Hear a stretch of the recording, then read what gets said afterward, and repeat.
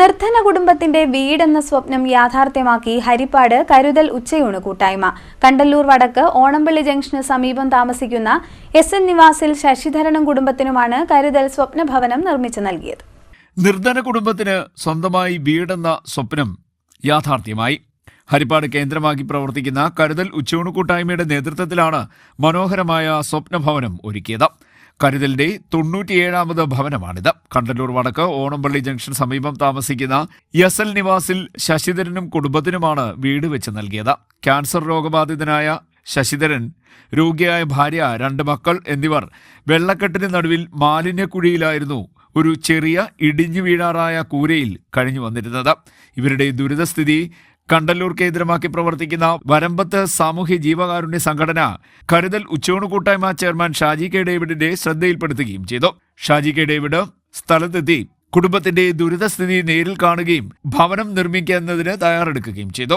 കെട്ടിട വേസ്റ്റുകൾ ഇട്ട് വെള്ളക്കുഴി നികത്തി 4 മാസം കൊണ്ട് സുന്ദരമായ ഭവനം പടുത്തുയർത്തി. ദുരിത ജീവിതം നയിച്ച കുടുംബത്തിന് അടച്ചുറപ്പുള്ള ഭവനത്തിലേക്ക് മാറ്റുവാൻ കഴിഞ്ഞത് ജീവിതത്തിലെ ഏറ്റവും വലിയ ഭാഗ്യമാണെന്ന് കരുതൽ ഉച്ചയൂണ് കൂട്ടായ്മ ചെയർമാൻ ഷാജി കെ ഡേവിഡ് പറഞ്ഞു. നന്മ ചെയ്യുന്നവന്റെ കൂടെ വില ചൂണ്ടി വിമർശിക്കാൻ ഒത്തിരി പേരുമാണ്, സഹായിക്കാൻ ആരും കാണുന്നില്ല.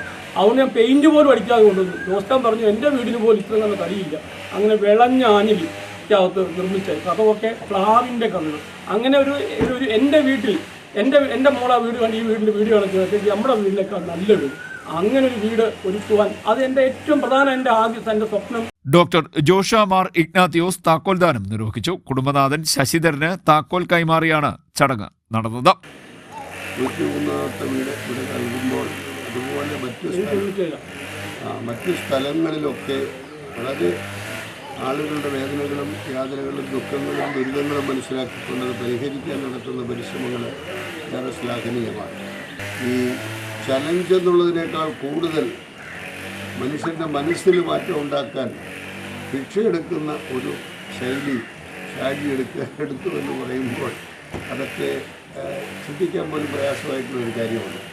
നമ്മുടെ റെസിഡൻസ് അസോസിയേഷനിലെ മുഴുവൻ അംഗങ്ങൾക്കും, നമ്മുടെ നാട്ടുകാർക്കും, നമ്മുടെ ഈ കരുതൽ ഉച്ചയൂണ് കൂട്ടായ്മയുടെ പ്രവർത്തകർക്കും, നമ്മളോടൊപ്പം നിന്ന് ചലഞ്ചിന് പങ്കെടുത്ത മുഴുവൻ ആൾക്കാർക്കും ഞങ്ങളുടേതായിട്ടുള്ള പങ്ക് വളരെ തുച്ഛമായിട്ടുള്ളായിരുന്നു. അതായത് നമ്മളൊരു ബക്കറ്റ് പിരിവ് ഞങ്ങൾ ഇവിടെയൊക്കെ നടത്തി.